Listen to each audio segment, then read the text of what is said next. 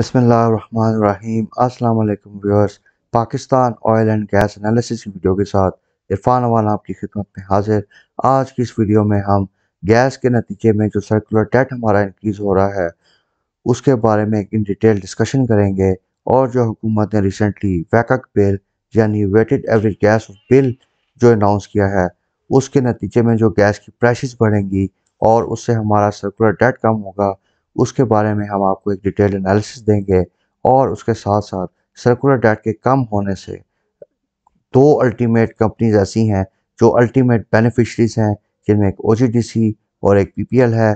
तो इनकी जो वैल्यूएशन पे इसका असर आएगा उसके बारे में भी हम आपको एक डिटेल एनालिसिस देंगे। तमाम व्यूअर से गुजारिश है कि इस वीडियो को एंड तक देखिए ताकि आप इसमें दी गई इन्फॉर्मेशन से भरपूर फ़ायदा उठा सकें। और उसके साथ साथ तमाम व्यूअर से गुजारिश है कि हमारे चैनल को सब्सक्राइब कीजिए और हमारी वीडियोज़ को लाइक और शेयर कीजिए। तो हम अपनी वीडियो को स्टार्ट करते हैं। तो व्यूअर्स, जो existing and gas consumer tariff है उसमें अभी इंपोर्टेड आरएलएनजी का जो फैक्टर आता है वो इग्नोर हो रहा था। इस अनोमली को रिमूव करने के लिए रिसेंटली हुकूमत ने वैकक बिल जो है वो अप्रूव किया, जिसके नतीजे में आरएलएनजी का जो कॉस्ट इम्पैक्ट है वो हमारे जो ओवरऑल कंज्यूमर का गैस मिक्स है या उसकी जो कॉस्ट मिक्स बनती है उसमें इनकॉर्पोरेट किया जा सकेगा। अब हमारा जो लोकल कंज्यूमर टैरिफ था वो जुलाई 2019 में लास्ट रिवाइज हुआ था। अब उस वक्त से लेके आज तक हमारा जो रुपया है वो डॉलर के मुकाबले में काफ़ी कमज़ोर हो चुका है। और इसी तरह जो ऑयल प्राइसेस हैं वो भी तकरीबन 43% ऊपर जा चुकी हैं।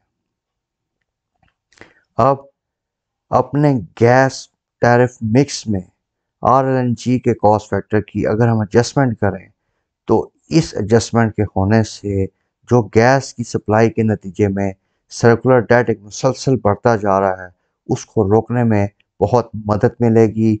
और गोइंग फॉरवर्ड वी सी कि इस सर्कुलर डेट के कम होने की वजह से ओजीडीसी और पीपीएल जो हैं वो अल्टीमेट बेनिफिशरीज हो सकते हैं। अब ये कैसे होंगे ये हम आपको वीडियो में आगे चल के बताएंगे।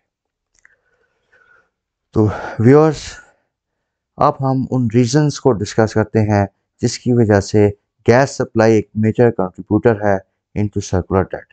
अगर हम एसएनजीपी के लेटेस्ट अकाउंट्स का एनालिसिस करें, ये मैं आपको ज़रा पॉइंटर के थ्रू समझा देता हूँ। अगर हम एसएनजीपी के लेटेस्ट अकाउंट्स यानी मार्च 2021 के एनुअल अकाउंट्स का देखें तो उसमें 325 अरब रुपए के रिसीवेबल्स खड़े हैं हुकूमत से, जो कि अगेंस्ट सप्लाई ऑफ गैस है। और इसी तरह 96 अरब रुपए के रिसीवेबल्स खड़े हैं अगेंस्ट सप्लाई ऑफ आरएलएनजी। ये चीज़ इस बात को शो करती है कि जो आपका एग्जिस्टिंग गैस टैरिफ है लोकल कंज्यूमर्स के लिए वो नाकाफ़ी है कॉस्ट ऑफ सप्लाई को पूरा करने के लिए, जिसकी वजह से ये सर्कुलर डेट बढ़ता जा रहा है। अब अपने आर्ग्यूमेंट को आगे बढ़ाते हैं। अगर हम एसएनजीपीएल के नेट रेवेन्यू को देखें फाइनेंशियल ईयर 2020 में, तो इसकी जो सेल ऑफ गैस से रेवेन्यू जनरेट हुआ वो 184 अरब रुपए का था, जबकि इस सेल के अगेंस्ट जो गैस की कॉस्ट पड़ी एसएनजीपी को वो 192 अरब रुपए की थी और उसमें तकरीबन 8 अरब रुपए का डेफिसिट रिकॉर्ड हुआ है।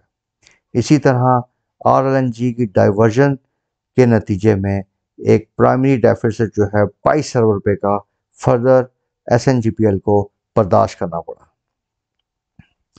अब गैस टैरिफ की जो हाइक है जो कि हम एक्सपेक्ट कर रहे हैं कि इस बिल के नतीजे में गैस टैरिफ 20 to 40% इंक्रीज होगा, तो उसके नतीजे में वी एक्सपेक्ट कि सर्कुलर डेट की जो है वो एक्यूमुलेशन रुक जाएगी।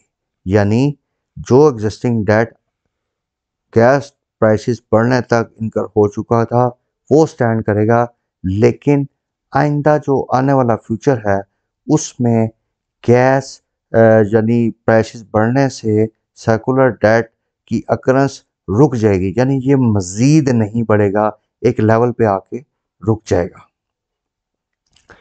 अब इस गैस इंक्रीज से पहले जो है इस सर्कुलर डेट की वजह से अगर आप देखें तो ओजीडीसी और पीपीएल जो है उनकी कैश जो थी वो ज़्यादातर सर्कुलर डेट में स्टक अप हो जाती थी, जिसकी वजह से वो अपने कोर ऑपरेशंस पे इस कैश को यूज़ नहीं कर पाते थे, जिससे इनकी वैल्यूएशन जो है वो एडवर्सली इफेक्ट हो रही थी। अगर हम ओजीडीसी और पीपीएल के करंट रिसीवेबल्स को देखें तो ओजीडीसी के करंट रिसीवेबल जो है वो 383 अरब रुपए की सतह पे हैं, जो कि तकरीबन 89 रुपीज़ पर शेयर की वैल्यू तक बनते हैं। इसी तरह अगर हम पीपीएल को देखें तो पीपीएल के जो रिसीवेबल्स हैं वो 298 अरब के हैं, और अगर हम इसको पर शेयर में ट्रांसलेट करें तो ये 110 रुपये पर शेयर जो है उस पर ट्रांसलेट होती है। यानी पीपीएल की अगर हम टोटल वैल्यू देखें तो उसमें 110 रुपये पर शेयर का सर्कुलर डेट का एलिमेंट है।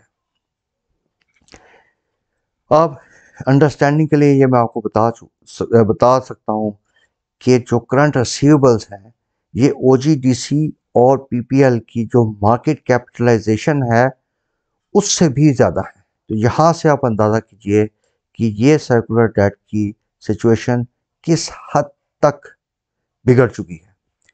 अब गोइंग फॉरवर्ड अगर हम ये अज्यूम करें कि गवर्नमेंट गैस की प्राइसेस 20% जो है वो बढ़ा देती है, तो उसके नतीजे में जो आपकी ओजीडीसी और पीपीएल जो है उनका कैश जो है वो बहुत ज़्यादा फ्री होने का चांस है, क्योंकि पहले जो थी ये सर्कुलर डेट उनके फ्री कैश को बिल्कुल एब्जॉर्ब कर लेती थी और उनका सारा कैश इस डेट में फंस जाता था। अब अगर गैस प्राइसेस बढ़ते हैं और सर्कुलर डेट मज़ीद बढ़ने से रुक जाता है तो इन कंपनीज की कैश फ्री अप होगी, जिससे ये अपने ऑपरेशंस जो कि मेनली ऑयल एक्सप्लोरेशन का इनका मेन फंक्शन है उस पर फोकस कर सकेंगी, जिससे इनकी पे आउट्स बढ़ने का काफ़ी कवी इम्कान है।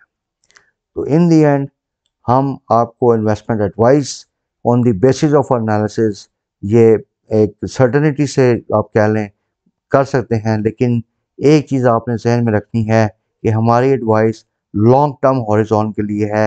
ये चीज़ कोई एक दिन में या 3 महीने में नहीं होने वाली। It will take at least 6 to 12 months कि जो ये सर्कुलर डेट अगर गैस प्राइसेस बढ़ती हैं, सर्कुलर डेट कम होता है, तो फिर जाके पीपीएल और ओजीडीसी में इसका अल्टीमेट इम्पैक्ट आएगा। और हम अगर गैस प्राइसेस 20% बढ़ी तो वी एक्सपेक्ट कि ओजीडीसी की जो टारगेट प्राइस है आपकी वो 135 रुपये पर शेयर जा सकती है।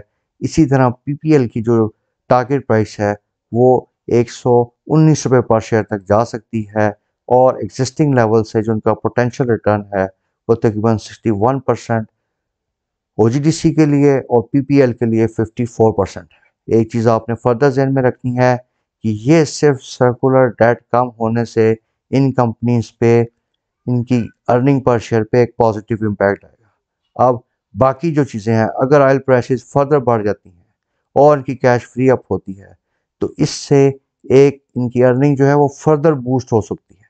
तो आपने इस फैक्टर को भी अपने जहन में रखना है। तो with this note we end this video. अगर आपका किसी किस्म का कोई क्वेश्चन हो, क्यूरी हो, कमेंट हो तो प्लीज़ मेरे दिए गए व्हाट्सएप नंबर पे मुझे कॉन्टैक्ट कीजिए। Thank you very much for your time. अल्लाह हाफिज़।